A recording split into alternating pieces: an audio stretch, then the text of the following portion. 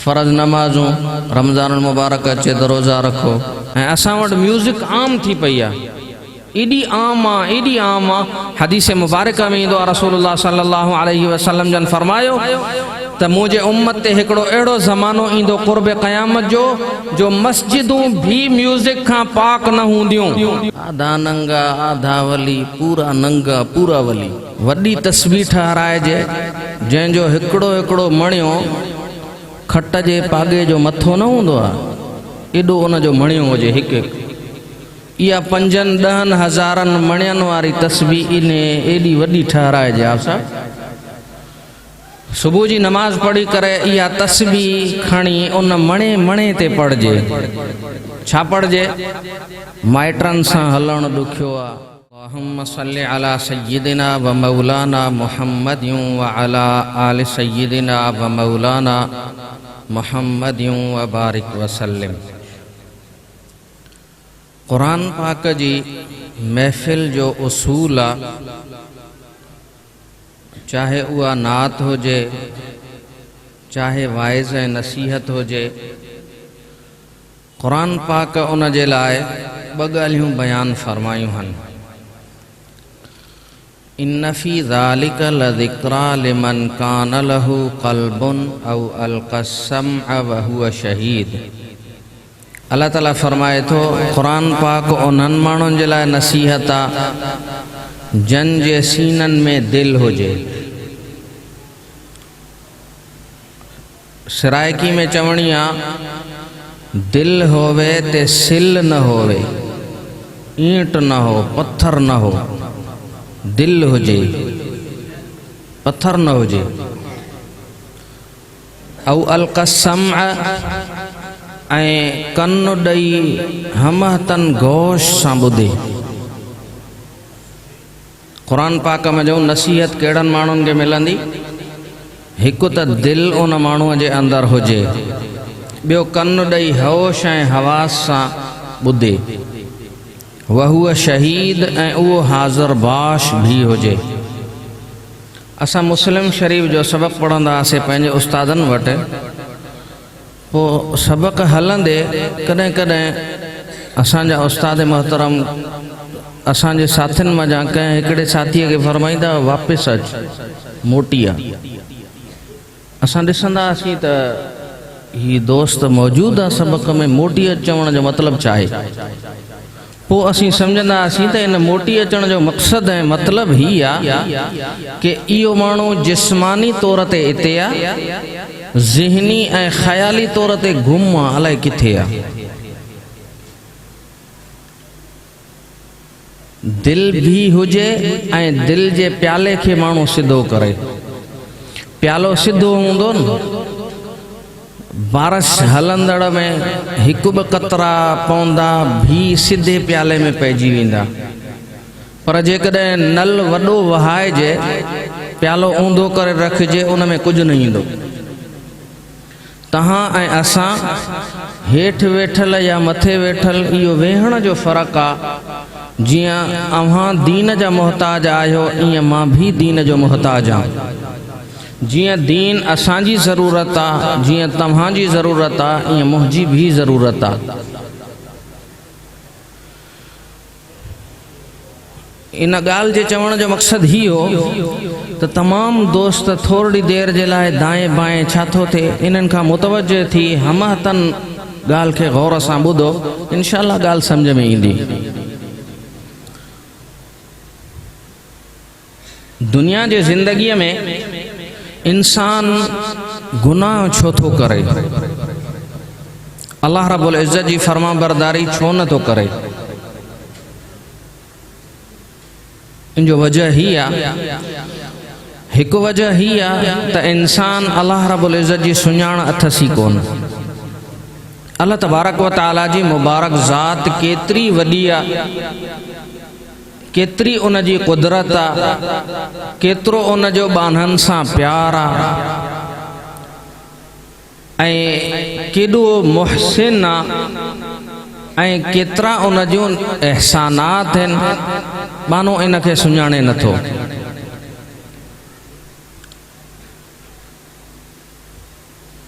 गुनाह छो थो करे?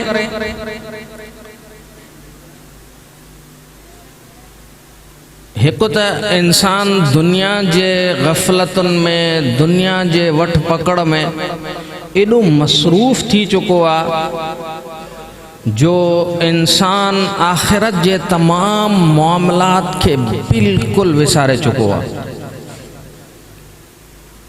क़बर में मूंसां हालात कहिड़ा पेश ईंदा,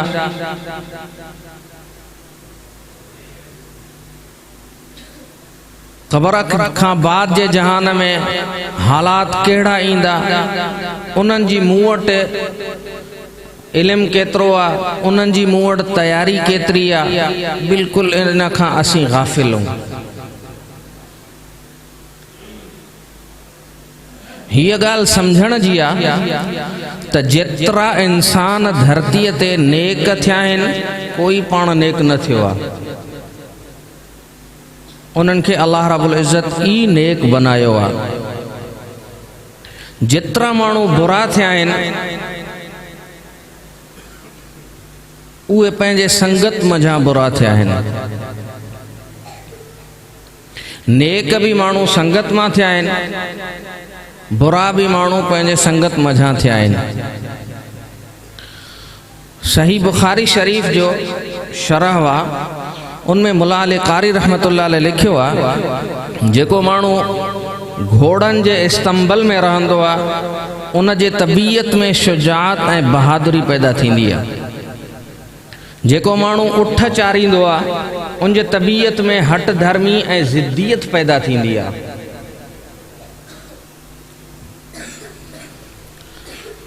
जेको माण्हू बकरियूं चारींदो आहे, उन जे तबीयत में आजिज़ी पैदा थींदी आहे। मुल्ला अली कारी रहमहुल्लाह इहो लिखी करे फरमाइनि था, जेकॾहिं इंसान जानवरनि सां रहे, इंसान जे तबीयत में जानवरनि जे तबीयत जो असर लभे थो, पोइ इंसान इंसाननि सां गुज़ारे ऐं उहो चवे त मुंहिंजे तबीयत ते ॿिए कंहिंजो बि असर कोन्हे, ईअं थी नथो सघे।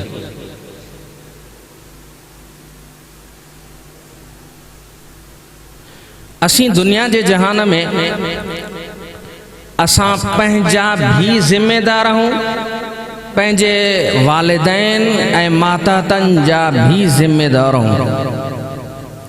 अल्लाह रब्बुल इज़्ज़त क़ुरान पाक में इरशाद फरमायो, या अय्युहल्लज़ीना आमनू क़ू अनफुसकुम व अहलीकुम नारा। ऐं ईमान वारो, तव्हां पंहिंजे पाण खे भी ऐं पंहिंजे अहले खाना खे भी जहन्नम जे बाहि खां बचायो। इन क़ुरान मुबारक जी आयत मझां मालूम थे थो त असीं पंहिंजे औलाद जा भी असीं ख़ुदि ज़िम्मेदार आहियूं। अॼोके माहौल में जॾहिं औलाद ते माण्हू कंट्रोल न कंदो आहे, उन्हनि जी तरबियत न कंदो आहे, पोइ माण्हू माहौल मुआशिरे ते ज़ोर ॾींदो आहे त जी मुंहिंजो पुटु त भलो आहे, ॻोठ जो माहौल भलो कोन्हे, उनजा गॾु दोस्त भला कोन अथसि। हालांकि महबूब सल्लल्लाहु अलैहि वसल्लम जन फरमायो, अला कुल्लुकुम राइन व कुल्लुकुम मसऊलुन अन रिअयतिही।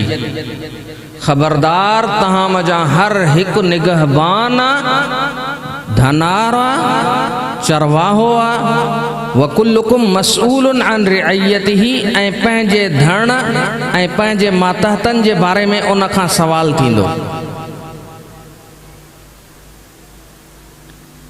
ऐं असीं अॼोके माहौल में जेको माहौल ते, ॻोठ वारनि ते, दोस्तनि ते जेको चवंदा आहियूं त इन उन खे ख़राब कयो आहे। के अबो अमा त चवंदा आहिनि, साईं मुंहिंजो पुटु भलो आहे, मुंहिंजे पुट जा दोस्त ख़राब आहिनि। पाण अहिड़ो न आहे। जेको माण्हू चवे त मुंहिंजो फलाणो पुटु, उन जा दोस्त भला न आहिनि, 100% यकीन सां इहो कूड़ थो ॻाल्हाए। हदीस मुबारक आहे, अल मर्उ अला दीन खलीलिही। इंसान पंहिंजे दोस्त जे दीन ते, पंहिंजे दोस्त जे तरीक़े ते हूंदो आहे। फलयंजुर अहदुकुम मन युखालिलहु। पोइ इंसान खे ॾिसणु खपे त उहो उथे वेहे कंहिंसां थो, उनजी दोस्ती उनजा ताल्लुकात कंहिंसां आहिनि। जंहिंसां दोस्ती अथसि इहो उन्हनि जहिड़ो ई आहे। ईअं कतान कोन्हे दोस्त बुरा हुजनि पाण भलो थी पवे। ऐं असां अॼु के माहौल में दीन खे वक़्तु न ॾिनो आहे, इन जे करे दीन असांखे सम्झ में न आयो आहे। दीन जा सॼी शरीयत मुतहरा जा जेकॾहिं 4 हिस्सा कजनि, हिकिड़ो हिस्सो इबादत आहे बस। फ़र्ज़ नमाज़ूं, रमज़ान मुबारक अचे त रोज़ा रखो, जेकॾहिं ताक़त अथव त हज कयो, पैसा अथव त ज़कात ॾियो। मोटा मोटा दीन जा हिकिड़ो हिस्सो इबादत बस। 3 हिस्सा दीन जा इहे मुआमलात आहिनि। हुज़ूर अकरम सल्लल्लाहु अलैहि वसल्लम जन जॾहिं मक्के शरीफ़ खां हिजरत करे लॾे करे साईं जन मदीने तैयबा आया हा, पहिरीं वाज़ ऐं नसीहत जेका फरमाई हुई उहे 4 ॻाल्हियूं हुयूं। या अय्युहन नास अफ़शु सलाम बैनकुम, ऐं इंसानऊ तव्हां सलाम खे आम कयो। पहिरीं ॻाल्हि, गोया जेको माण्हू सलाम ॾींदो आहे ॿियनि खे, उहो ज़ुबान सां अल्लाह रब्बुल इज़्ज़त जी रहमत मोकिलींदो आहे। हाल उन जो ॿुधाईंदो आहे त मुंहिंजे तरफ़ां तव्हांखे सलामती आहे, न मां तव्हांजे माल खे, न तव्हांजे इज़्ज़त ऐं आबरू खे, न तव्हांजी जान खे कोई नुक़सान न पहुचंदो मूं मज़ा। अतइमु तआम वसिलुल अरहाम वसल्लू बिल्लैल वन्नासु नियामन। साईं जन पहिरियों 3 ॻाल्हियूं मामलात जे मुतालिक़ ॿुधायूं आहिनि। अतइमु तआम 2 नंबर ते साईं जन फरमायो मिस्कीननि खे खाधो खारायो, माण्हुनि खे खाधो खारायो। वसिलुल अरहाम, मिटनि माइटनि सां रिश्तेदारनि सां भलो हलो। मां सम्झां थो इहा ॻाल्हि रिश्तेदारनि सां भले हलण वारी त मुंहिंजे ज़ुबान मञा ग़लती सां न निकिरी वई हुजे। मां पंहिंजे दोस्तनि खे चवंदो आहियां वॾी तस्बीह ठहिराइजे, जंहिंजो हिकिड़ो हिकिड़ो मणियो खट जे पागे जो मथो न हूंदो आहे, एॾो उनजो मणियो हुजे हिकु हिकु। इहा 5-10 हज़ारनि मणियनि वारी तस्बीह इन एॾी वॾी ठहिराइजे। आसा सुबुह जी नमाज़ पढ़ी करे इहा तस्बीह खणी उन मणे ते पढ़जे। छा पढ़जे? माइटनि सां हलणु ॾुखियो आहे, माइटनि सां हलणु ॾुखियो आहे, माइटनि सां हलणु ॾुखियो आहे, माइटनि सां हलणु ॾुखियो आहे। इहो तस्बीह जे हिकु हिकु दाणे ते पढ़जे। शाम ताईं चङा दाणा पढ़ी वेंदो, पर माइटनि सां हलणु अञा ॾुखियो आहे। छो ॾुखियो आहे? उनजो वजह हीअ आहे त असां मिटनि माइटनि सां निभायूं नथा, असीं आज़मायूं था। मुंहिंजो चाचो आहे त मुंहिंजे बारे में कहिड़ो ख़्यालु अथसि, मुंहिंजो भाउ आहे त मुंहिंजे बारे में उनजा कहिड़ा तासुरात आहिनि, सौट आहे त उनजा कहिड़ा तासुरात आहिनि। असीं आज़मायूं था। इंसान जंहिंखे आज़माइबो उहो असांजे तराज़ू ते पूरो न पइजी सघंदो, इन जे ई करे ग़फ़लत थींदी आहे। ऐं 2 नंबर में रिश्तेदारनि सां असीं भलो नथा हलूं। मां हिकिड़ो पंहिंजो मिज़ाज बनायो आहे, जंहिं माण्हूअ सां ताल्लुक़ क़ाइमु करणो हुजे उनजे वेझनि रिश्तेदारनि खां न पुछो त हीउ माण्हू कहिड़ो आहे। उनजे मिटनि माइटनि खां वेझनि रिश्तेदारनि खां पुछबो न, पोइ चवंदा अल अमान वल हफ़ीज़, हिन जे वेझा न वञिजो। क़ारून हिकिड़ो गुज़री वियो, हीउ असांजे दौर जो आहे।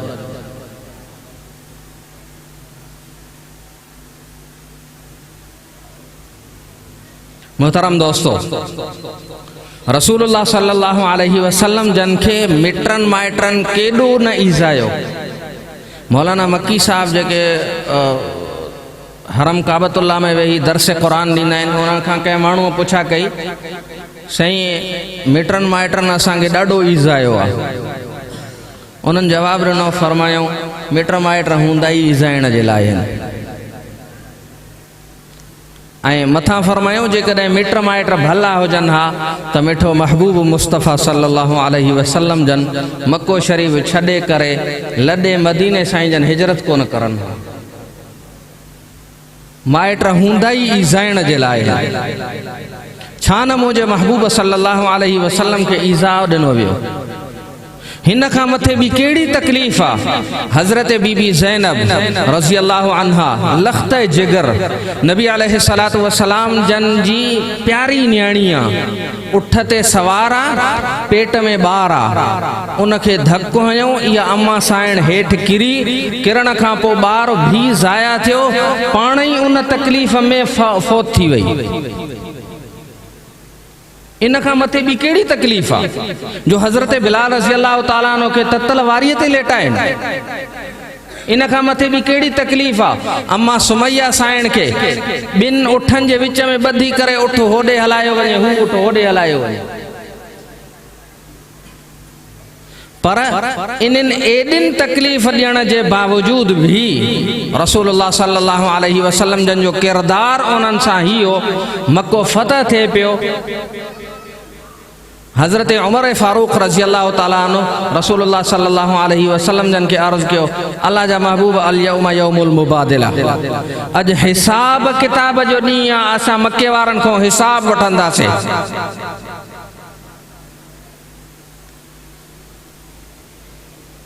साईं जन फरमायो उमर अला अल यौम यौमुल मरहमा, अज रहम ऐं करम जो ॾींहुं आहे।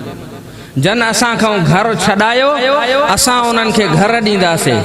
जन असांजा बच्चा यतीम कया, असीं उन्हनि खे बच्चनि खे भी हिफ़ाज़त ॾींदासीं, उन्हनि खे भी हिफ़ाज़त ॾींदासीं। उस्मान बिन मज़ऊन जे नाले सां फतेह मक्का खां बाद में कलमो पढ़ी मुसलमान थियो आहे, सहाबी आहे रज़ी अल्लाह अन्हु। साईं जन इहो उस्मान ज़िन्नूरैन न, इहो उस्मान बिन मज़ऊन रज़ी अल्लाह ताला। इहो जॾहिं साईं जन मक्को छॾनि पिया, इहो चाबी बरदार हो, काबतुल्लाह जी चाबी इन माण्हूअ वटि हुई। साईं जन फरमायोसि त उस्मान चाबी ॾे, मां मोहम्मद काबतुल्लाह खां जुदा थियां थो, मुंहिंजी दिलि नथी चाहे जुदा थियण ते, मूंखे चाबी ॾे त मां अंदरि वञी करे काबतुल्लाह में नमाज़ अदा कयां। इन माण्हू न कयो, अल्लाह जा महबूब चाबी न ॾींदुसि, मां मञियां थो तूं नबी आहे रसूल आहे, चाबी न ॾींदुसि। सोचो नबी अलैहिस्सलातु वस्सलाम जे मुबारक दिल ते केॾो न सदमो पहुतो हूंदो। साईं जन फरमायोसि उस्मान यादि रखजांइ, हिकिड़ो ॾींहुं अहिड़ो ईंदो, मुंहिंजी जॻह ते तूं हूंदे, तुंहिंजी जॻह ते मां हूंदुसि, चाबी मुंहिंजे हथ में हूंदी, सवाली तूं हूंदे, पर जवाबु तूं जेको ॾिनो आहे इहो जवाबु तोखे मां न ॾींदुसि। मक्को फतह थियो, साईं जन ऐलान फरमायो, औरतुनि खे माफ़ी, पोढ़नि खे माफ़ी, बचनि खे माफ़ी, जेको घरनि जा दर बंदि करे उन्हनि खे माफ़ी। साईं जन फरमायो उस्मान किथे आहे, चाबी वठी अचो। चाबी आई, उहो ग़ुलामनि जी हालत में साम्हूं अची बीठो। साईं जन फरमायो उस्मान ॾे ख़बर, तोखे मां चयो हुयमि न त हिकिड़ो ॾींहुं अहिड़ो थींदो जो तुंहिंजी जॻह ते मां हूंदुसि, मुंहिंजी जॻह ते तूं हूंदे। अर्ज़ कयईं अल्लाह जा महबूब वाक़िअतन अॼु उहो ॾींहुं आहे। पाण फरमायूंसि तो जेको जवाबु ॾिनो हो मां उहो जवाबु नथो ॾियां, मां तोखे चाबी भी ॾियां थो ऐं तोसां इन चाबीअ सां गॾु तोखे दुआ बि ॾियां थो। क़यामत जे सुबुह ताईं तूं जे ख़ानदान में चाबी रहंदी काबतुल्लाह शरीफ़ जी, जेको तोखां चाबी खसींदो उन सां अल्लाह अल्लाह जे रसूल जी जंग आहे। उलमा लिखियो आहे त अॼु ताईं चाबी बरदार उन उस्मान बिन मज़ऊन रज़ी अल्लाह ताला अन्हु जा ख़ानदान जा माण्हू आहिनि। उन माण्हू उन वक़्तु कलमो पढ़ियो, मुसलमान थी पियो। मुंहिंजा मोहतरम दोस्तो, चवण जो मक़सदु ही आहे त असीं मिटनि माइटनि सां भलो हलूं। अॼोके माहौल ऐं मुआशिरे में जेका बेबरकताई ऐं नहूसत आहिनि, असांजे घरनि में शयुनि जो पूरो न हुजण आहे, इन जा ॿिया बि मक़सद खोड़ आहिनि, ॿिया बि वजह खोड़ आहिनि। हिकिड़ो वॾो मक़सदु ही आहे, हिकिड़ो वॾो वजह ही आहे त असीं मिटनि माइटनि सां भलो नथा हलूं।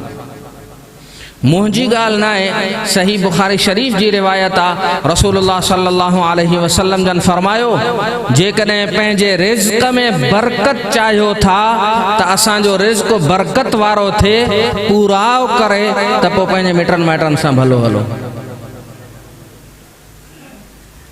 अल्लाह जे महबूब एॾियूं पारतूं कयूं आहिनि, हता कि उलमा लिखियो आहे त तव्हां जॾहिं पैदा थिया हुआ, तव्हांजे पैदा थियण ते, तव्हांजे दुनिया में अचण ते जेके तव्हांजे अबे अम्मा जा दोस्त ख़ुशि थी करे तव्हांजे अबे अम्मा खे मुबारकबाद ॾिनी ऐं त तोखे बच्चो ॼाओ आहे, अल्लाह साईं हिनखे नेक बनाए, अल्लाह साईं साले बनाए।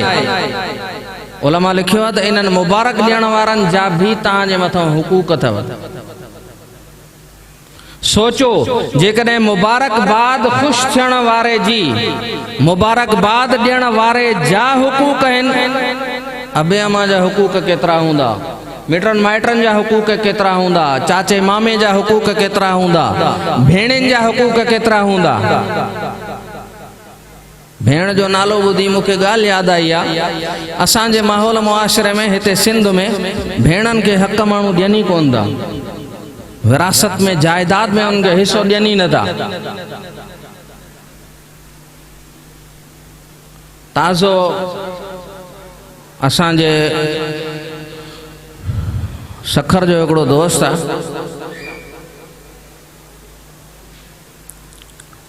3 भाइर आहिनि, 5-7 न्याणियूं अथनि, उन्हनि जी ज़मीन आहे काफ़ी सारी। पाण उहो वॾो जेको आहे उहो 48 या 50 साल उमिरि अथसि, नमाज़ी आहे, दीनदार माण्हू आहे, भेणनि खे हिसा नथो ॾे, हक़ नथो ॾे, भाइरनि खे बि हक़ नथो ॾे। असां उनखे सम्झाइण जी कोशिशि कई आहे, ॿुधायो आहे, उहो पंहिंजी ज़िद ते क़ाइमु आहे। उनजो नतीजो ही आहे जेको उन जे ज़िंदगीअ में असां ॾिसूं था, ओड़े पाड़े जा माण्हू, उनजे इलाइक़े जा माण्हू, उनजा वेझा रिश्तेदार, कॾहिं उनखे अखि जी तकलीफ़ नथी छॾे, कॾहिं दिमाग़ जी तकलीफ़ आहे, कॾहिं शुगर आहे, कॾहिं ब्लड प्रेशर जो मामलो आहे। सुकून जी इहो माण्हू राति जो सुम्ही निंड बि नथो करे। कुरान तो फरमाए, इन्नल्लज़ीन यअकुलून अम्वालल यतामा ज़ुल्मन इन्नमा यअकुलून फी बुतूनिहिम नारा। बेशक जेके माण्हू यतीमन जो माल खाइन था, ये जुल्म करन था। इन्नमा यअकुलून फी बुतूनिहिम नारा, ये सिर्फ ऐं सिर्फ पंहिंजे पेटन में बाह खाइन था, माल नथा खाइन, बाह था खाइन। हिकड़ी जगह ते उन ई माण्हूअ सां मां वेठोसि, पोइ कंहिं मामले में उनखे पंहिंजे रिश्तेदार चयो, साईं तव्हांजो जेको फलाणो मामलो आहे, इन मामले में थोरी ज़मीन खपायो, पोइ इहो मामलो सेट थी वेंदो। मां चयोमांसि त मूं चयो, ज़मीन सिर्फ़ु हिन जी न आहे, जीअं ही यतीम आहे ईअं हिन जा भाइर बि यतीम आहिनि, ईअं हिन जूं भेणा बि यतीम आहिनि। हिनखे कतन इजाज़त कोन्हे जो ही माण्हू ज़मीन खपाए करे इहो मामलो हल करे। मूंखे चवण लॻो, मौली साहब जिते ईंदो अथव शरीयत ॿुधाईंदा हो, ऐं इन मामले में जेकॾहिं मां ज़मीन खपाईंदुमि त मुंहिंजूं भेणा मूंखां न पुछंदियूं, मुंहिंजा भाइर मूंखां न पुछंदा। मूं चयो, उहे छो पुछनि, उहे छो पुछनि, वॾो जो तूं आहे, ज़िमेदार जो तूं आहे, तूं जो उन्हनि खे न ॾींदे, उहे कुछनि छो, उहे पुछनि छो, तूं छो नथो उन्हनि खे हिसो ॾे। ऐं अल्हम्दुलिल्लाह सुम्मा अल्हम्दुलिल्लाह, ही फ़ख्रिया ॻाल्हि न, मां अल्लाह रब्बुल इज़्ज़त जो फज़ुल थो सम्झां। पोयनि 5 सालनि खां मुंहिंजे वालिद साहब जी ज़मीन 2 एकड़ 13 वेसा। मूं पंहिंजे वालिद साहब खे पाण अर्ज़ु कयो, बाबा तव्हांजी उमिरि आख़िरी आहे, इहा ज़मीन विरहायो, भेणनि खे बि हिसा ॾियो, भाइरनि खे बि हिसा ॾियो। अॼु असां दीन ते आहियूं ऐं सुभाणे शैतान जी काई ख़बर कान्हे का, उहो असांजे मतां ईमान ते हमिलो करे। तव्हांजे वञण खां पोइ असीं भाइरनि खे हिसो न ॾेई सघूं, नंढा भाइर आहिनि, भेण आहिनि, उनखे हिसो न ॾेई सघूं, तंहिंजे करे अलाह जे वास्ते ज़मीन विरहायो। मूं 2 साल चवंदो रहियुसि, 2 सालनि खां पोइ हिकिड़े ॾींहुं मां हुयुसि बि कोन, सफ़र ते हुयुसि, घर में न हुयुसि, पोइ जॾहिं वापसि आयुसि त मूंखे नंढे भाउ ॿुधायो त बाबा ज़मीन विराई आहे। मूं चयो अल्हम्दुलिल्लाह, अलाह जो फज़ुल थियो। अबे पंहिंजे न्याणियुनि खे बि हिसा ॾिना, भाइरनि खे पुटनि खे बि हिसा ॾिनई। असीं अलाह जो फज़ुल था सम्झूं। मुंहिंजा मोहतरम दोस्तो, अबो अमा हे त पंहिंजे ज़िंदगीअ में विरहायो, मिल्कियत पंहिंजे ज़िंदगीअ में विरहायो। बच्चनि जा हक़ अथव, वॾा नंढनि खे हुकूक नथा ॾियनि। तव्हांजे वए खां पोइ इहे तव्हांजा बच्चा विढ़नि था ऐं उनजा ज़िम्मेदार इहे अबो अमा आहिनि। मोहतरम दोस्तो, हुकूक अदा की करे माण्हू अल्लाह रब्बुल इज़्ज़त जे दरबार में पहुचे, इन जो सर फ़ख्र सां बुलंद हूंदो। माण्हुनि जा हक़ न हुजनि, अल्लाह ताला जा हक़ हुकूक भी कोशिश करे पूरा कयो। माण्हुनि जा हक़ न हुजनि ऐं असीं मामलात में कमज़ोर आहियूं। चलन को कंहिंखां कर्ज़ थो वठे, हू ईअं घुरंदो वठे, तड़पंदो वठे। मां हिकिड़े माण्हूअ जो गवाह आहियां। उन माण्हूअ ॿिए माण्हूअ सां ॾेती लेती कई, कर्ज़ ॾिनई, 3 साल पैसा उन माण्हूअ खे रड़ाईंदा रहे, अञा कोन मिलिया आहिनि। ऐं हाणे ताज़ो उहे वीचारा उमिरि ते विया जेके कर्ज़ी आहिनि। ही उमिरो करणु पंहिंजी जाइ ते दीन आहे, शरीयत मुतहरा जो हिस्सो आहे। ज़रूर वञो, पर जंहिंजो हक़ अथव इहो त अदा करियो। ऐं ॿिए नंबर में जेका उमूमी बीमारी हले थी उहा ही आहे, माण्हू न्याणियूं नथा उथारनि। तंहिंजे करे न्याणियुनि जा हक़ आहिनि, उन्हनि खे उन्हनि जी ज़िंदगी तबाह ऐं बर्बाद न करियो। जीअं मर्द खे शादी जी ज़रूरत आहे, जीअं मर्द शादी जी ज़रूरत महसूस करे थो, ईअं न्याणी भी शादी जी ज़रूरत महसूस करे थी। अल्लाह जे वास्ते उन्हनि जे तबीयत जे मथां, उन्हनि जे जिस्म जे मथां, उन्हनि जे नफ़्स जे मथां अहिड़ो मामिलो करे उन्हनि जो आज़माइश ऐं इम्तिहान न वठिजे। मुझा मोहतरम दोस्तो, असां सवाल कयो शुरू में त अल्लाह रब्बुल इज़्ज़त जी खौफ न हुजण जे करे माण्हू इहे सभु मामलात करे थो। ऐं बिगड़े किथां थो? इंसान बिगड़े थो पंहिंजे दोस्तनि मज़ा। अल्लाह रब्बुल इज़्ज़त जी मोहब्बत हासिल कीअं थिए, इन जे लाइ 2-3 कम करणा पवंदा। सब खां पहिरें इंसान इहा मोहब्बत अल्लाह रब्बुल इज़्ज़त खां दुआउनि में घुरे। अल्लाहुम्मा इन्नी अस्अलुका हुब्बक व हुब्ब मन युहिब्बुक व हुब्ब मिन अमलिन युक़र्रिबुक। अल्लाह से पंहिंजी मोहब्बत अता फरमा ऐं जंहिंखे तूं पंहिंजी मोहब्बत ॾिनी आहे उन्हनि माण्हुनि जी बि मोहब्बत अता फरमा ऐं अहिड़नि अमलनि जी मोहब्बत ॾे जेके अमाल तुंहिंजे वेझो करनि। अल्लाह रब्बुल इज़्ज़त जी मोहब्बत इहा इंसान जे ईमान जे बचाव जो सबब आहे। असांजे दिलनि में अल्लाह रब्बुल इज़्ज़त जी मोहब्बत कान्हे का। इहो माण्हू सभु कम करे थो, नमाज़ पढ़णु ॾुखी थी लॻे, ज़िक्र करणु ॾुखियो थो लॻे, तिलावत करणु ॾुखी थी लॻे। उनजो वजह ही आहे असांजे दिलि में अल्लाह रब्बुल इज़्ज़त जी मोहब्बत आहे ई कान। असांखे हीअ ॻाल्हि सम्झ में अचे थी त हिकिड़ो माण्हू सॼी राति फ़ोन ते परायनि औरतुनि सां ॻाल्हाए थो। इहा ॻाल्हि मुमकिन आहे न बा? इलाही कंधु लोॾींदा, हा मुमकिन, सॼी राति। असांखे हीअ ॻाल्हि सम्झ में नथी अचे त हिकिड़ो माण्हू इशा जी नमाज़ पढ़ी करे उहो तिलावत में लॻो, फजर जे अज़ान ताईं क़ुर पाक जी तिलावत पे कई। नथो सम्झ में अचे। छो? उनजो वजह ही आहे असीं इन लज़्ज़त खां, इन मज़े खां, अल्लाह रब्बुल इज़्ज़त जी मोहब्बत खां असीं वाक़ुफ़ ई कोन आहियूं। इन जे करे नथो सम्झ में अचे। बुखारी शरीफ़ जे राविन में हिकिड़ो रावी आहे अबू तमीम जे नाले सां ग़ालिबन। उनजे घरवारी जो तज़किरो आहे, उहा फरमाए थी मूं 40 साल पंहिंजे मुड़ुस सां गुज़ारियो। 40 साल राति जे वक़्त में उन जो बिस्तरे ते पासो ई न लॻो, राति सॼी राति बि नफ़िल पढ़ंदो। इन जी माना इहा कान्हे त ॾींहं जो निंड ही न कंदो हूंदो, निंड कंदो हूंदो। अल्लाह रब्बुल इज़्ज़त जी मोहब्बत हूंदी, नमाज में लज़्ज़त ईंदी, सजदे में लज़्ज़त ईंदी, तिलावत में लज़्ज़त ईंदी। असांजो नमाज़ूं गफ़लत भरियूं आहिनि, बीठो नमाज में आ, ख़्याल में कॾहिं चौक ते, चौराहे ते, फैक्ट्री में, कारोबार में आ। 24 ई कलाक इहो माण्हू फैक्ट्रियुनि में आ, नमाज जे वक़्त ते इहा फैक्ट्री हिन में अंदर आ।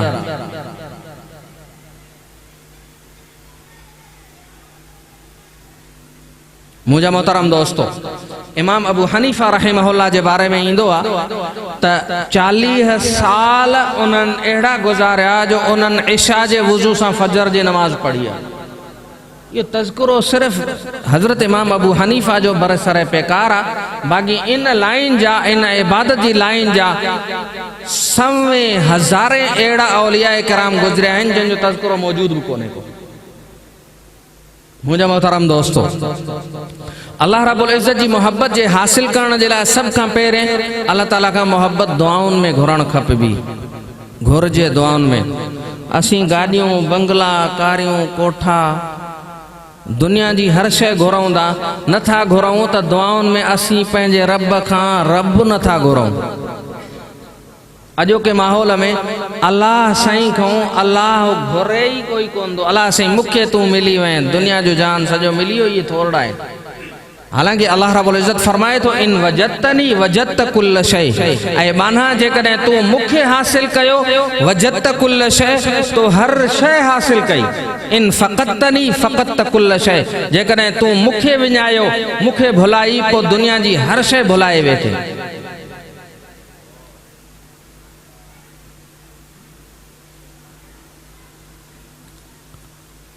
हिकु त अल्लाह रब्बुल इज़्ज़त खां मोहब्बत घुरबी, ॿिए नंबर में रसूलुल्लाह सल्लल्लाहु अलैहि वसल्लम जी सुन्नत जी ताबेदारी कबी।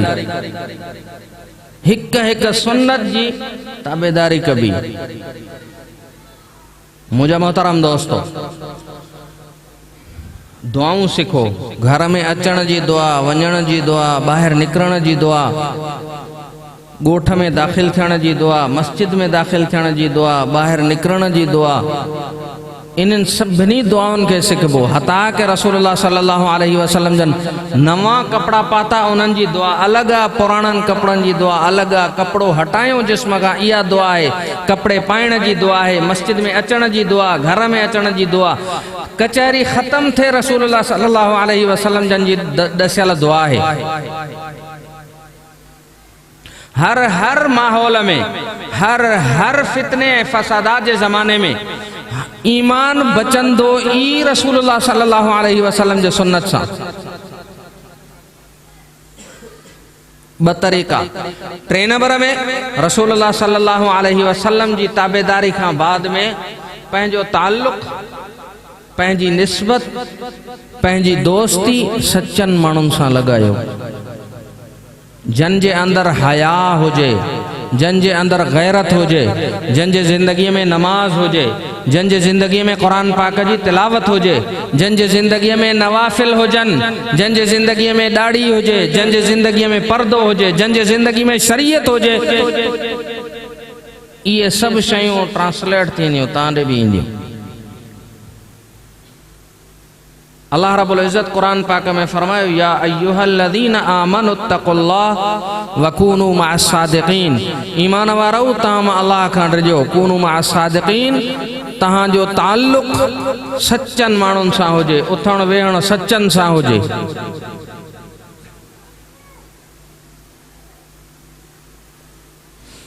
केतिरो भी इंसान गुनहगार हुजे, गाफिल हुजे, उन जा चांस मौजूद आहिनि त इहो नेक थी सघे थो। केॾो भी आलिम फाज़िल हुजे, उन जे ज़िंदगीअ में चांस मौजूद आहिनि त उहो शैतानी ज़िंदगीअ जे लास्ट स्टेज ते पहुची सघे थो। ही तव्हां माण्हू ॾिठा हूंदा न जेके तबलीग जमात सां वञनि था, शेरोज़ो लॻाइनि, 10 ॾींहं लॻाइनि, वापसि ईंदा आहिनि, उनजे चेहरे ते दाढ़ी ईंदी आहे, नमाज़ ईंदी आहे, उहे ॻाल्हाइण चङो सिखंदा आहिनि, अदब अख़लाक। कॾहिं असांजे दोस्त जलसो ॿुधी ईंदा आहिनि, कंहिं आलिम सगोरे सां मेल मुलाक़ात थी पवंदी आहे, चंगा थी पवंदा आहिनि। उनजो वजह छा आहे? वजह ही आहे इन्हनि खे सोबत चङी मिली आहे। 3 ॾींहं जेके जमात सां वञनि था न, इहे मस्जिद जे माहौल में रहनि था। मस्जिद में फ़रिश्ता आहिनि, 24 कलाक उन्हनि जे ज़हन में दिल ते ॻाल्हि पहुचे ई नमाज जी थी, तिलावत जी, ज़िक्र अज़कार जी। जेको माण्हू 24 कलाक म्यूज़िक ॿुधे, गाना ॿुधे, उनजे तबियत में त इहा ई शइ हूंदी। ऐं असां वटि म्यूज़िक आम थी पई आहे, एॾी आम आहे, एॾी आम आहे।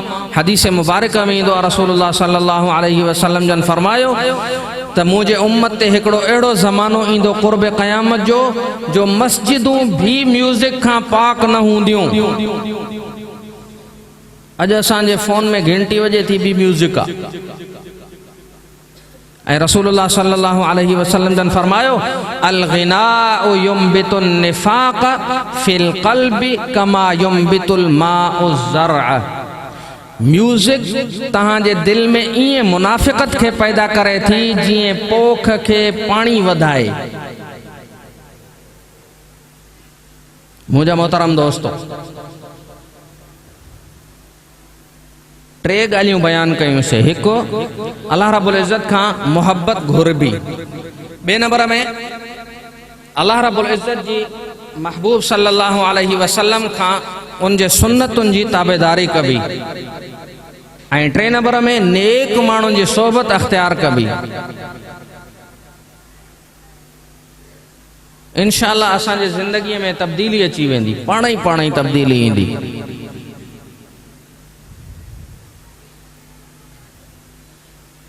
असांखे जेकॾहिं बणजणो आहे, संवरजणो आहे, अल्लाह रब्बुल इज़्ज़त जी ज़ात मुबारक सां मोह ॾियणो आहे, क़यामत जे ॾींहुं महबूब सल्लल्लाहु अलैहि वसल्लम जे साम्हूं अचणो आहे, इन खां पहिरें असांखे चङो थियणो आहे। मौत जी काई ख़बर कोन्हे का। ज़िंदगी जे कहिड़े बि लम्हे में मौत अची वञे। असांजा उस्ताद असांखे फरमाईंदा, सुबुह जो बि दुरूद पाक पढ़ियल हुजे, सुबुह जो बि इस्तिग़फ़ार थियल हुजे, हक़ हुक़ूक़ माण्हुनि जा ॾिनल हुजनि। ख़बर न आहे इन माण्हू जी शाम अलाए जीअरनि में आहे, अलाए मोहलनि में आहे। मुंहिंजा मोहतरम दोस्तो, काई ख़बर नथी पए माण्हुनि जे मौत जी, ईअं मौत जे मुंहं में हलिया था वञनि। तंहिंजे करे अकुलमंद इंसान उहो आहे जेको मरण खां पहिरें मरण जी तयारी करे ऐं अल्लाह रब्बुल इज़्ज़त जी दरबार में पहुचे। इन जो अमाल नामे में माण्हुनि जी ॾेती लेती न हुजे, हक़ हुक़ूक़ पूरा थियल हुजनि, इहो मुड़ुस माण्हू आहे। ऐं इहा सम्झ असांखे अचे। आख़िरी ॻाल्हि अर्ज़ कजे थी, असीं उहे बीमार आहियूं जो असां पंहिंजे पाण खे बीमार सम्झूं ई नथा। त मां बीमार बि आहियां। ऐं इन माण्हूअ खे डबल बीमारी आहे। हिकु त बीमार आहे, ॿी बीमारी हीअ अथसि त पंहिंजे पाण खे बीमार सम्झे ई नथो। बीमार सम्झंदो त दवा वठंदो, हकीम ऐं मुआलिज जी तलाश कंदो।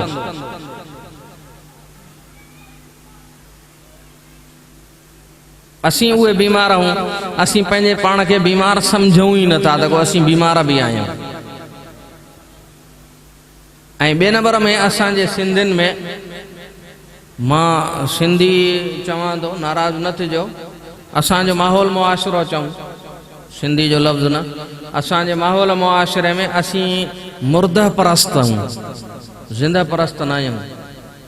जेसि ताईं असांजे ओड़े पाड़े जा आलिम, दीनदार, औलिया, उलमा, सुलहा ज़िंदा हूंदा आहिनि, एसि ताईं क़दुरु न कंदा आहियूं। वए खां पोइ साईं जहिड़ो माण्हू ई न हो। हुयो त तूं वए कोन, हुयो त तूं उन खां ज़िंदगी जा सबक़ सिखिया कोन, उनजे वए खां पोइ। अच्छा, 2 नंबर में असांजे माहौल में हीअ बि कोताही आई आहे त असीं हर ऐरे गैरे नथू खैरे सभिनी खे अल्लाह जो वली सम्झूं था। ऐं अल्लाह जे वली थियण जे लाइ 2 शयूं ई कारगर आहिनि बसि। क़ुरान पाक ॾसियूं आहिनि, जेकॾहिं इहे शयूं आहिनि, इहो अल्लाह जो वली अथव। कहिड़ियूं? क़ुरान थो फरमाए, अल्लदीना आमनू व कानू यत्तकून इन औलियाउहु इल्लल मुत्तकून। अल्लदीना आमनू व कानू यत्तकून, हिकु उन्हनि जे दिलनि में ईमान आ, ॿियो व कानू यत्तकून गुनाहनि खां बचंदा, पंहिंजे पाण खे गुनाह में मुलवस नथा करनि। बस इहा निशानी आहे। असांजे माहौल मुआशरे में ॾाढ़ी अथसि नथसि, बग़ैर ॾाढ़ी जे, बग़ैर नमाज जे, बग़ैर क़ुरान पाक जी तिलावत जे सभु वली आहिनि। आधा नंगा आधा वली, पूरा नंगा पूरा वली। कपड़ा अधु पातल अथसि, इहो अधु वली आहे। सफ़ा कपड़ा लथल अथसि, माण्हुनि खे अलाए छाजूं छाजूं पियो थो ज़ियारतूं कराए, ही सभु वली आहिनि। मोहतरम दोस्तो, अल्लाह जा वली उहे आहिनि जेके पंहिंजे ज़िंदगीअ में अल्लाह रब्बुल इज़्ज़त जी कॾहिं उन्हनि नाफ़रमानी न कई आहे।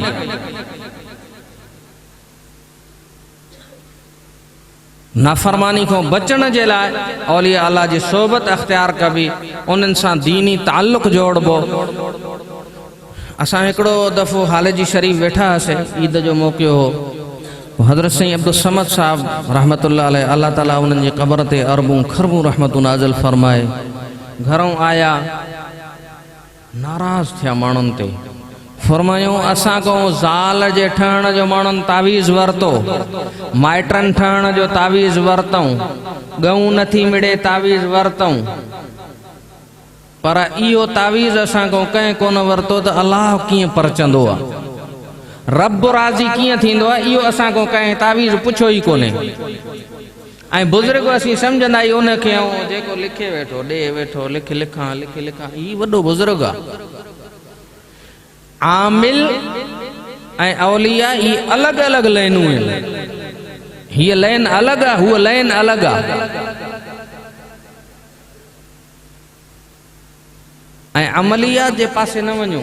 अल्लाह जे वास्ते मां मुअद्दबाना गुज़ारिश थो कयां, ही जेके माण्हू जिन कढनि था, को जेकॾहिं दोस्त वेठो हुजे अमल वारो, अमलियात मझां माण्हू, त मां उनजी मुखालिफ़त नथो कयां, पर आमाल ॿिनि क़िस्मनि जा आहिनि। हिकिड़ा आमाल उहे आहिनि जेके इहे ॾसनि था, मां ॾसियां थो, हू ॾसे थो, हू ॾसे थो, हू ॾसे थो। ॿिया आमाल उहे आहिनि जेके रसूलुल्लाह सल्लल्लाहु अलैहि वसल्लम जन ॾसिया आहिनि। साईं जन जी सुन्नत, साईं जन जा ॾसियल आमाल ज़िंदगीअ में कॾहिं अमलियात वारनि जे पासे वञण जी ज़रूरत ई कान पवंदी। पर इहा इंसान ज़िंदगी गुज़ारे त ॾिसे। इहो माण्हू जेको तावीज़ लिखे थो न, इहो पाण बीमार आहे वीचारो। इन जी नज़रात अचण वारो कुझु न कुझु ॾेई वेंदो। जेको आयो आहे बीमार तावीज़ वठण, इहो त पहिरें बीमार आहे, हाणे आयो आहे दवा वठण। उन जी नज़र वरी साईं जे कलम ते आहे त एॾो के ॿ अखर अहिड़ा लिखिजी पवनि जो मुंहिंजो कमु बणिजे। इहे थिया ॿई मरीज़, इन्हनि जी दवा त टियों करे न।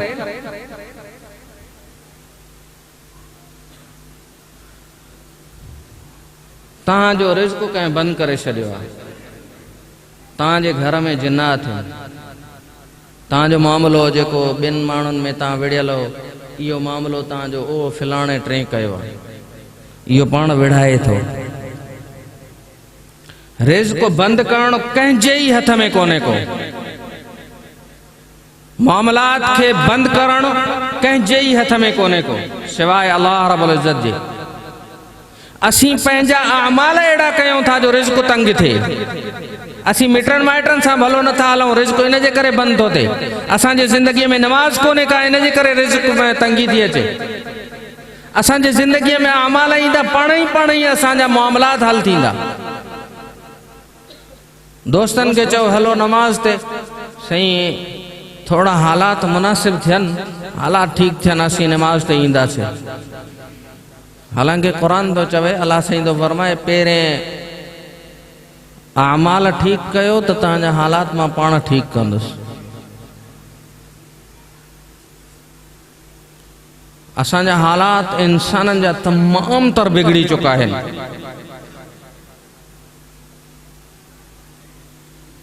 असांजे मुल्क मुआशरे में, माहौल में एॾियूं ख़राबियूं अची वयूं आहिनि, हर ॿियो माण्हू, हर टे माण्हूअ खे बुरो सम्झे थो। ऐं असीं हिन बि ॻाल्हि जी मज़म्मत करियूं था त जेको चीफ ऑफ जस्टिस आहे काज़ी साहब वॾे उहिदे ते आहे, असीं उन जे इन कानून जी बरमला मज़म्मत करियूं था जेको उन ताज़ो कानून बनायो आहे। उन रसूलुल्लाह सल्लल्लाहु अलैहि वसल्लम जे गुस्ताखन कादियानिन खे खुलम खुला इजाज़त ॾिनी आहे ताईं तबलीग करियो। ये असांजे मुल्क जे आईन जे ख़िलाफ़ आहे इहो कानून, असीं इन जी बरमला मज़म्मत कयूं था।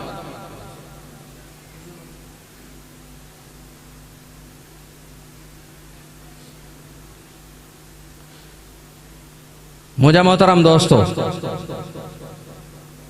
मुल्की हालात केड़ा भी बणजन, असांखे पंहिंजा आमाल नाहिन छॾणा। नमाज सां, ज़िक्र सां, तिलावत सां, कुरान पाक जे ख़ुसूसी ताल्लुक़ सां इंसान ज़िंदगी गुज़ारे, इन जी ज़िंदगी भली थी पवंदी।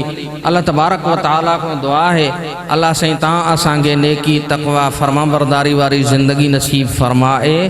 व आखिरु दावाना अनिल हम्दुलिल्लाहि रब्बिल आलमीन। असीं ताईं गॾु थिया आहियूं मौक़े जी मुनासिबत सां।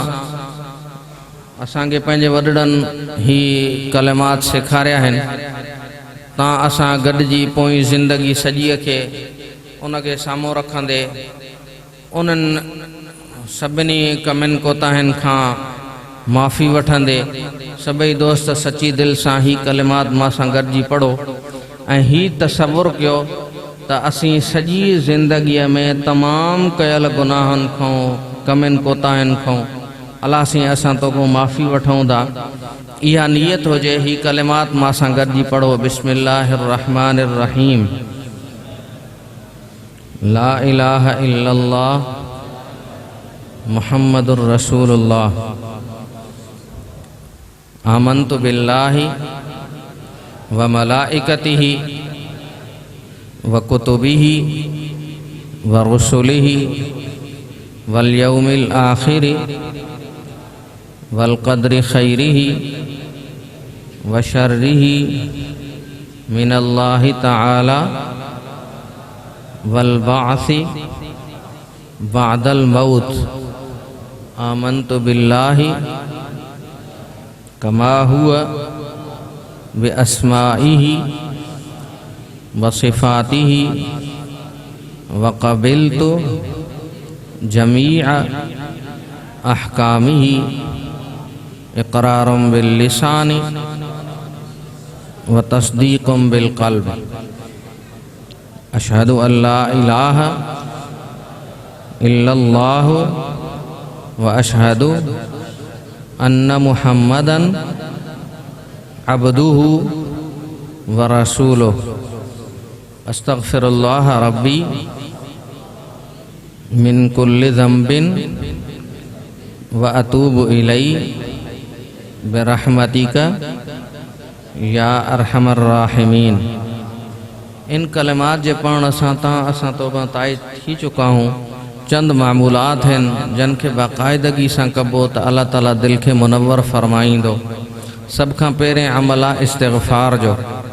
100 मरतबा सुबह 100 मरतबा शाम घट में घट इस्तिग़फ़ार करण। अस्तग़फिरुल्लाह रब्बी मिन कुल्लि ज़ंबिन व अतूबु इलैहि। बियो अमल आहे दरूद पाक जो। अल्लाहुम्मा सल्लि अला सय्यिदिना व मौलाना मुहम्मदिन व अला आलि सय्यिदिना मुहम्मदिन व बारिक वसल्लम। घट में घट 100 दफ़ा सुबह जो 100 दफ़ा शाम जो दरूद पाक पढ़जे। ऐं टियों अमल आहे कुरान पाक जी तिलावत रोज़ानो कजे। को ॾींहुं असांजो अहिड़ो न हुजे जंहिंमें असीं कुरान पाक जी तिलावत न करियूं। हिकु रुकू सिर्फ़ सूरह यासीन भी तिलावत रोज़ानो ज़रूर कजे। मोबाइल वॼंदी आहे न, असीं जल्दी कढंदा आहियूं कंहिं दोस्त जो पैगाम आयो आहे। इहो कुरान पाक भी अल्लाह रब्बुल इज़्ज़त जी तरफ़ां आयल पैगाम ऐं मैसेज आहे। इनखे भी खोले पढ़जे त मुंहिंजे रब मूंसां छा ॻाल्हायो आहे। ऐं चौथों अमल आहे वक़ूफ़ क़ल्बी। वक़ूफ़ क़ल्बी आसान आहे। दिल ते हमेशा इहो ख़्याल जमाइजे त मुंहिंजो रब मूंखे ॾिसे थो। मसलन तई हिन महिल सोचो त असीं काबतुल्लाह शरीफ में वेठा हूँ, थोड़ी देर ख्याल कयो, समझ में अचे तो इहो ख्याल आहे अल्लाह ताला असांखे ॾिसे थो। ऐं क़ुरान पाक इहो ख़ुदि फरमाए थो मां तव्हांजे साह जे रगुन खां बि वेझो आहियां। ऐं ॿी जाइ ते त अल्लाह रब्बुल इज़्ज़त फरमायो इन रब्बक लबिल मिरसाद, ऐं इंसान बाना रब तुझे घात में आ, सदाई तोखे ॾिसे थो। पंजो अमल आहे मुराक़बो। सिलसिले आलिया कादरिया में जहरी ज़िक्र कबो आहे तस्बीहात जे ज़रिए।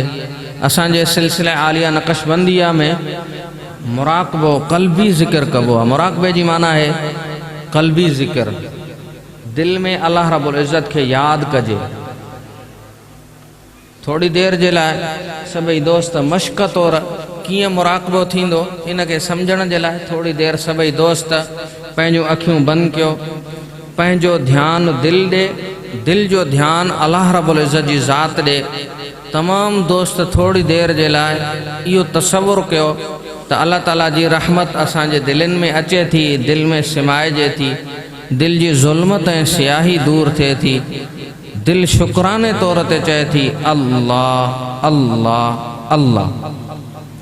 ज़ुबान सां न दिल सां, दिल ॾे ख़्याल कबो। दाएं बाएं के विसारजे त मुंहिंजे घर में केरु वेठो आहे, मूंखे केरु ॾिसे थो या मां कंहिंखे ॾिसां। सभई दोस्त थोड़ी देर जे लाइ सभई अखियूं बंदि कयो।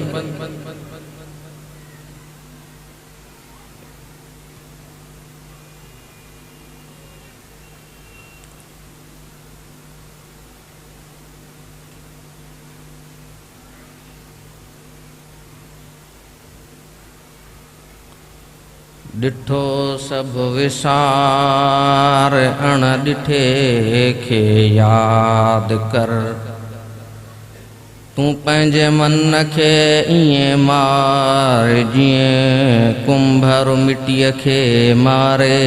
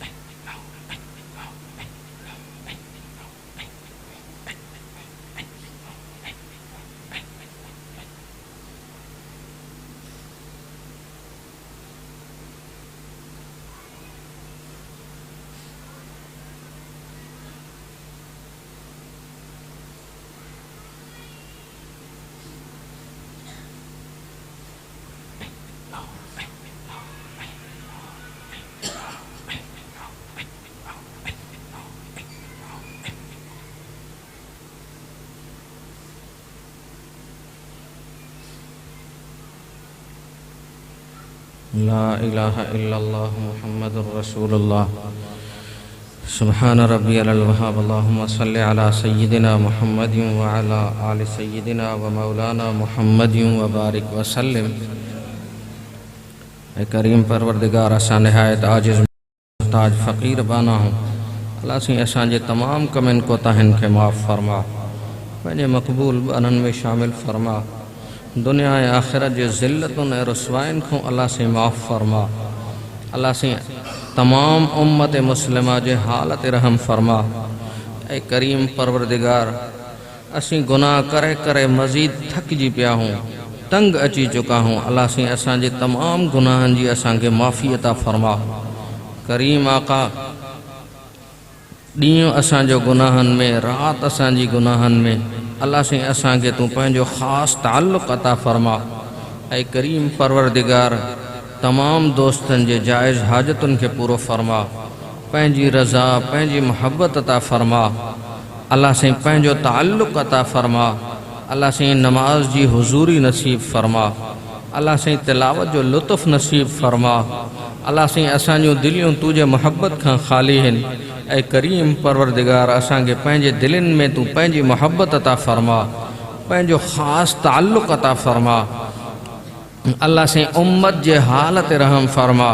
ऐं करीम परवरदिगार असांजे फ़लस्तीन ऐं गज़ा जे मुसलमाननि जी मदद फ़रमा।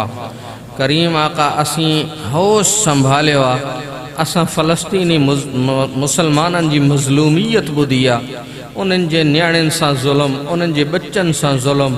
अल्लाह साईं इस्लाम ऐं मुसलमाननि जे दुश्मननि खे हिदायत अता फ़रमा। अल्लाह साईं जेकॾहिं उन्हनि जे क़िस्मत में हिदायत नाहे, उन्हनि खे चूंडे चूंडे दफ़ा दूर फ़रमा। ऐं करीम परवरदिगार फ़लस्तीन ऐं गज़ा जे मुसलमाननि जी मदद फ़रमा। अल्लाह साईं मुसलमान धरतीअ ते जिथे परेशान आहिनि, तमामु मुसलमाननि जे परेशानियुनि खे ख़तमु फ़रमा। ऐं करीम परवरदिगार तोखां उहे माण्हू घुरण वारा ई विया हलिया जेके उम्मत जे लाइ घुरंदा हुआ।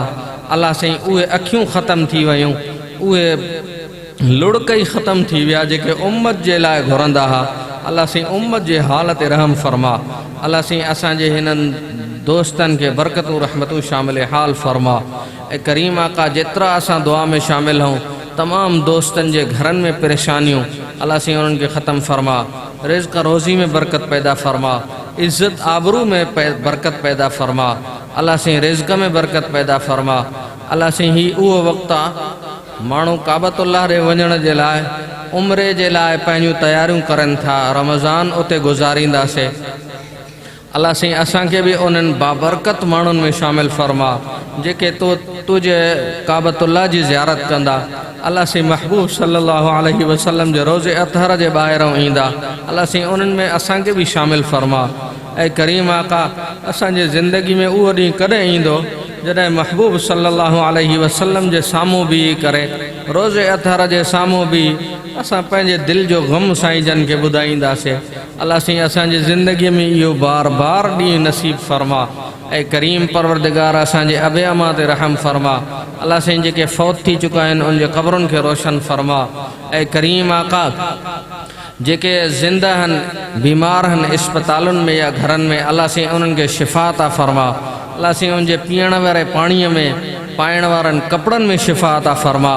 ऐं करीम परवरदिगार हिन प्रोग्राम जे करण में जेतिरनि दोस्तनि ख़िदमतूं कयूं आहिनि, अल्लाह साईं सभिनी दोस्तनि खे ख़िदमत जे बदिले तूं पंहिंजो पाण अता फ़रमा। अल्लाह साईं पंहिंजी मोहब्बत अता फ़रमा। अल्लाह साईं नमाज़ जी हुज़ूरी ऐं तिलावत जो लुत्फ़ अता फ़रमा। ऐं करीम आका असांजे हुकुमराननि खे हिदायत अता फ़रमा। अल्लाह साईं जेकॾहिं जीअं तो उन्हनि खे दुनिया जो फ़िक्र ॾिनो आहे, ईअं उन्हनि खे आख़िरत जो फ़िक्र अता फ़रमा। अल्लाह साईं ईंदड़ हुकूमत में असांजे मथां उहे मुसलत फ़रमा जेके नमाज़ी हुजनि, जेके गैरत वारा हुजनि, जेके हयादार हुजनि, मुसलमाननि जो क़दुरु करण वारा माण्हू असांजे हुकुमरान नसीब फ़रमा। ऐं करीम परवरदिगार अल्लाहुम्मा ला तुसल्लित अलैना मन ला यरहमुना वला यखाफुक फीना। अल्लाह साईं उहे माण्हू मुसलत असांजे मथां न कर जेके माण्हू असांजे हाल ते रहम न करनि। अल्लाह साईं अहिड़नि माण्हुनि खां असांखे हिफ़ाज़त नसीब फ़रमा। ऐं करीम परवरदिगार असांजे मुल्क पाकिस्तान जी हिफ़ाज़त फ़रमा। अल्लाह साईं हुज़ूर सल्लल्लाहु अलैहि वसल्लम जे ख़ातमुन नबिय्यीन जे इन कानून जी हिफ़ाज़त फ़रमा।